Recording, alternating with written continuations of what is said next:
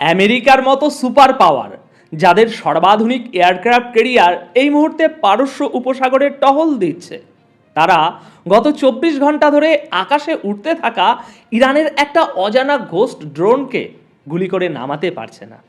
আর ঠিক এরই মাঝে ফাঁস হয়ে গেল রাশিয়ার এমন এক টপ সিক্রেট ডিল, যা পেন্টাগন থেকে তেল আবিব পুরো পশ্চিমা বিশ্বের ঘুম চিরতরে হারাম করে দিয়েছে।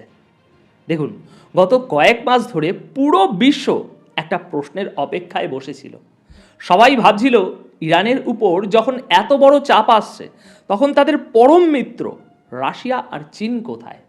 তারা কি আদেও ইরানকে সাহায্য করবে, নাকি বিপদের সময় মুখ ফিরিয়ে নেবে? পশ্চিমা মিডিয়া তো রীতিমতো ঢাকঢোল পিটিয়ে প্রচার করা শুরু করেছিল যে রাশিয়া আর চীন ইরানকে সেই লেভেলের সাহায্য করছে না, তারা ভয় পেয়েছে। কিন্তু মনে রাখবেন, যখন সবাই ভাবছে খেলা শেষ, আসল খেলা তো তখনই শুরু হয়। আজকের ভিডিওতে আমরা এমন কিছু চোখ কপালে ওঠার মতো তথ্য নিয়ে কথা বলবো, যা আপনি এই প্রথমবার শুনতে চলেছেন। একদম point to point, cut to cut আলোচনা করব। আজকের প্রথম বড় ব্রেকিং, ইন্টারন্যাশনাল মিডিয়ার হাতে ফাঁস হয়ে যাওয়া রাশিয়ান ইন্টেলিজেন্সের সেই গোপন ডকুমেন্ট, যেখানে নিশ্চিত করা হয়েছে যে রাশিয়া ইরানকে এমন এক ব্রহ্মাস্ত্র দিয়েছে যা ইসরায়েল এবং আমেরিকার জন্য যে কোনো কমান্ডো অপারেশনকে মাটিতে মিশিয়ে দেবে। আজ 23শে ফেব্রুয়ারি সোমবার বিকেল 5টায় এই খবর পড়ছি। চলুন প্রত্যেকটি খবরের গভীরে যাওয়া যাক। দেখুন দর্শক, আন্তর্জাতিক মিডিয়া যখন এই খবর বিক্রি করতে ব্যস্ত ছিল যে রাশিয়া ইরানকে ধোঁকা দিয়েছে, ঠিক তখনই পশ্চিমা ইন্টেলিজেন্সের হাতে এমন কিছু রাশিয়ান ডকুমেন্ট লিক হয়ে আসে, যা তাদের পায়ের তলার মাটি সরিয়ে দিয়েছে। খবরটি হলো ইরান এবং রাশিয়ার মধ্যে একটি হাইলি ক্লাসিফাইড সিক্রেট ডিল চূড়ান্ত হয়ে গেছে। আর এই ডিলের মূল বিষয়বস্তু হলো রাশিয়ার তৈরি ভার্বা মিসাইল সিস্টেম। এখন আপনারা প্রশ্ন করতে পারেন, এই ভার্বা মিসাইল এমন কি জাদুকরী অস্ত্র যে আমেরিকা আর ইসরায়েল এত ভয় পাচ্ছে? আপনাদের খুব সহজ করে বুঝিয়ে বলছি। দেখুন, রাশিয়া ইরানকে এই ভার্বা মিসাইলের 500টি লঞ্চ ইউনিট এবং 2500 মিসাইল সরবরাহ করতে যাচ্ছে। এটি হলো এক ধরনের man portable air defence system, অর্থাৎ একজন সাধারণ সৈন্য এই মিসাইলটি তার কাঁধের উপরে রেখেই ফায়ার করতে পারে। আর এর নিশানা একদম নিখুঁত। আপনার মাথার উপর দিয়ে উড়ে যাওয়া যে কোনো advance drone, Apache helicopter, fighter jet বা ক্রুজ মিসাইলকে 6 কিলোমিটার রেঞ্জের মধ্যে চোখের পলকে ধ্বংস করে দিতে পারে এই ভার্বা।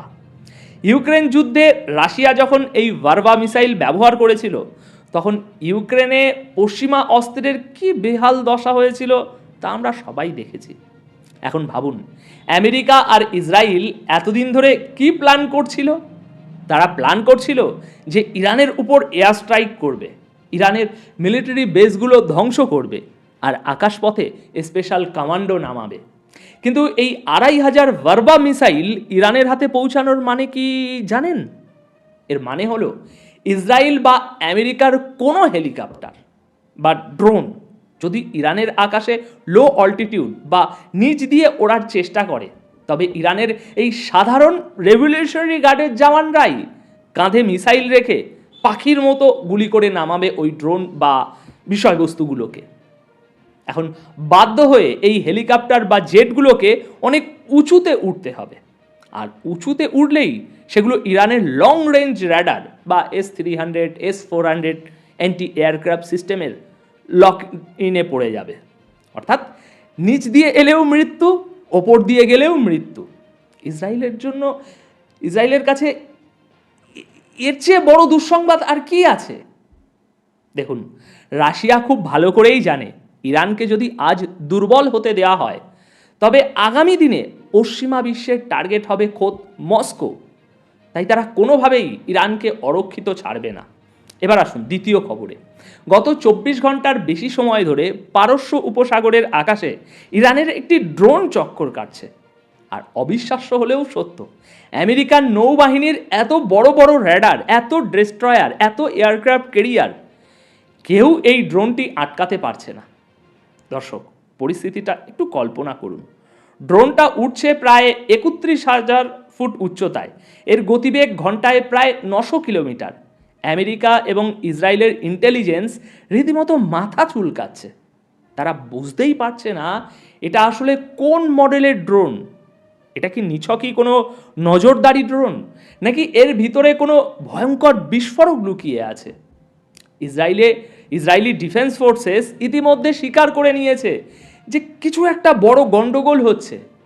ইরানের এই ড্রোনটি এতটাই মিস্টেরিয়াস যে একে টার্গেট করে গুলি করার সাহসই পাচ্ছে না মার্কিন বাহিনী।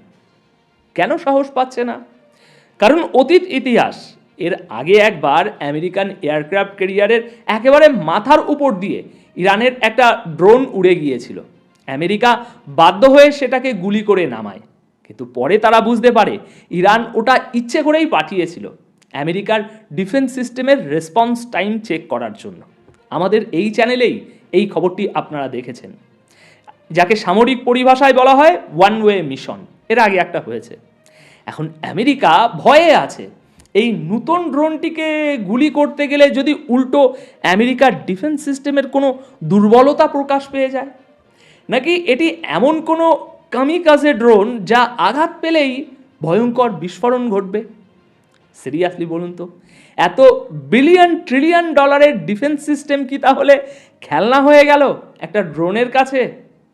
এই অজানা আতঙ্কের কারণে এই মুহূর্তে আন্তর্জাতিক শেয়ার বাজার এবং স্টক মার্কেটে একটা ভয়ঙ্কর প্যানিক তৈরি হয়েছে। বিশেষ করে আমেরিকান নাগরিকদের মধ্যে এমন এক আতঙ্কের জন্ম হয়েছে যা আপনারা কল্পনাও করতে পারবেন না। তারা ভাবছে যে সেনাবাহিনী একটা ড্রোনকে মারতে পারছে না, তারা যদি ইরানের সাথে পুরোদম্ভর যুদ্ধে জড়ায় তবে আমাদের কি হবে? এদিকে আর একটা বিষয় নিয়ে আন্তর্জাতিক মিডিয়ায় জোর গুঞ্জন শুরু হয়েছে। ইরানের বর্তমান প্রেসিডেন্ট মাসুদ পেজিশকিয়ান কিন্তু অত্যন্ত চতুর ব্যক্তি। তিনি পরিস্থিতি বুঝেই চাল দিচ্ছেন। আর এখানেই চলে আসে আমাদের পরবর্তী পয়েন্ট, যা পুরো জিওপলিটিক্যাল ইকুয়েশন এক ধাক্কায় বদলে দিয়েছে। দর্শক, ইরানের প্রেসিডেন্ট মাসুদ পেজিশকিয়ান সম্প্রতি চীনের উপর এমন এক মারাত্মক তোপ দেখেছেন যা শুনে বেইজিংয়ের নেতাদেরও কান লাল হয়ে যাওয়ার কথা। পেজিশকিয়ান খুব স্পষ্ট ভাষায় চীনকে বলেছেন, আমরা যখন বিপদে, আমরা যখন আমেরিকার স্যাংশন মাথায় নিয়ে রাশিয়ার পাশে দাঁড়ালাম, চীনের পাশে দাঁড়ালাম, তখন আপনারা কোথায়?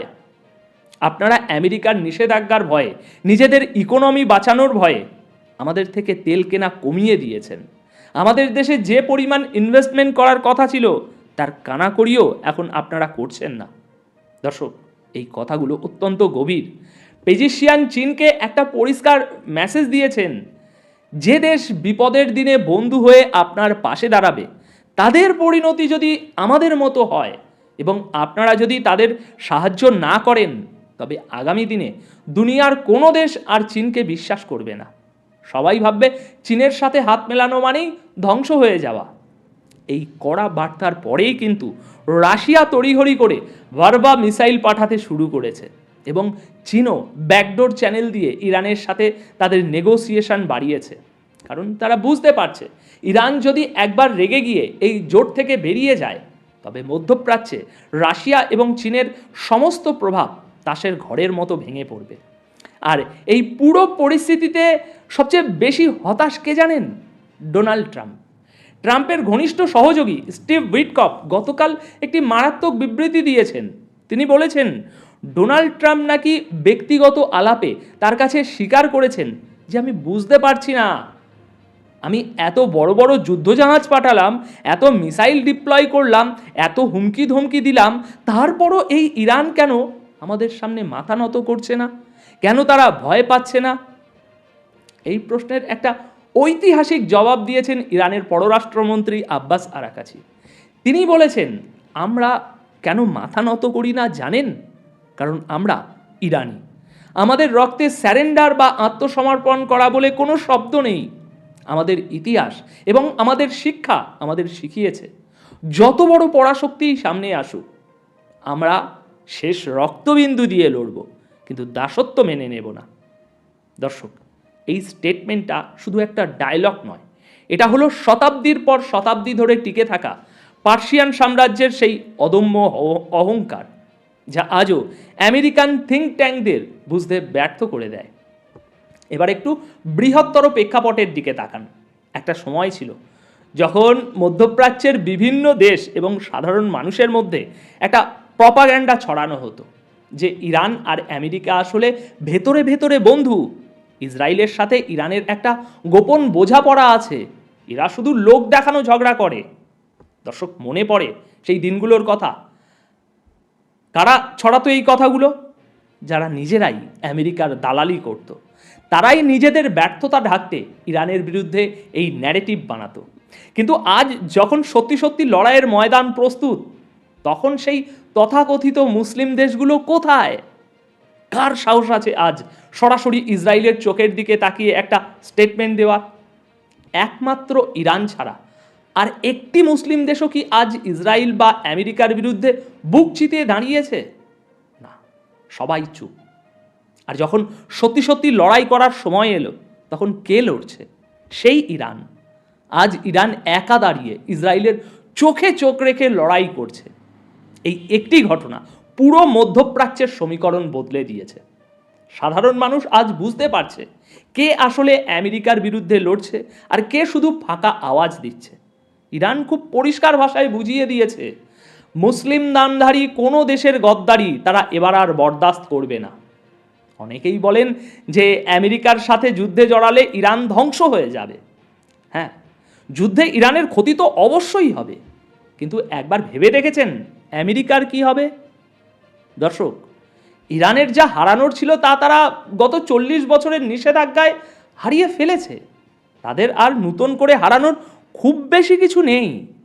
কিন্তু আমেরিকার এই মুহূর্তে যদি মধ্যপ্রাচ্যে একটা ফুল স্কেল ওয়ার শুরু হয়, তবে আমেরিকার স্টক মার্কেট এমনভাবে ক্রাশ করবে যে ওই 2008 সালের অর্থনৈতিক মন্দাও এর কাছে শিশু মনে হবে। করোনা এবং মুদ্রাস্ফীতির ধাক্কা সামলে আমেরিকার অর্থনীতি এই মাত্র একটু দাঁড়াতে শুরু করেছে। এই অবস্থায় একটা সর্বাত্মক যুদ্ধ শুরু হলে আমেরিকার অর্থনীতি এমন একটা ব্ল্যাক হোলে তলিয়ে যাবে যেখান থেকে রিকভার করতে তাদের কয়েক দশক লেগে যেতে পারে। অর্থাৎ সোজা ভাষায় বলতে গেলে এখানে আমেরিকার হারানোর ভয় ইরানের চেয়ে লক্ষ গুণ বেশি। দেখুন দর্শক, একটা কথা একদম জলের মতো পরিষ্কার, আগামী দিনগুলোতে আমরা মধ্যপ্রাচ্যে এমন কিছু ঘটনা দেখতে চলেছি যা গত 1 শতাব্দীতে কেউ দেখেনি। ইরান এখন তার অস্তিত্ব রক্ষার একটা চূড়ান্ত লড়াইয়ের প্রস্তুতি নিচ্ছে। কিন্তু এর মধ্যেও রাশিয়ার এই সরাসরি সামরিক হস্তক্ষেপ প্রমাণ করে দিল যে বিশ্ব রাজনীতি এখন আর একপাক্ষিক নেই। আমেরিকা চাইলেই এখন আর যে কোনো দেশকে বোমা মেরে উড়িয়ে দিতে পারে না। ট্রাম্পের হতাশা, রাশিয়ার এই ভার্বা মিসাইল, সব মিলিয়ে আগামী কয়েকটা মাস পুরো বিশ্বের জন্য অত্যন্ত ক্রুশিয়াল হতে চলেছে। এবার আপনাদের কাছে আমার প্রশ্ন, আপনার কি মনে হয় যদি সত্যি সত্যি যুদ্ধ বেঁধে যায়, তবে মুসলিম বিশ্বের এই নীরবতাকে ইতিহাস কিভাবে বিচার করবে? নিচে কমেন্ট বক্সে আপনাদের মূল্যবান মতামত আমাকে অবশ্যই জানাবেন। এই গুরুত্বপূর্ণ বিশ্লেষণটি আপনার বন্ধু এবং পরিবারের সাথে শেয়ার করুন। আর হ্যাঁ, সাবস্ক্রাইব করে বেল আইকনটি প্রেস করতে একদম ভুলবেন না, যাতে পরবর্তী কোনো ব্রেকিং অ্যানালিসিস আপনার মিস না হয়। সবাই ভালো থাকবেন, সচেতন থাকবেন। আপাতত এখানেই বিদায় নিচ্ছি, দেখা হবে পরের ভিডিওতে। ধন্যবাদ আপনাদের সকলকে।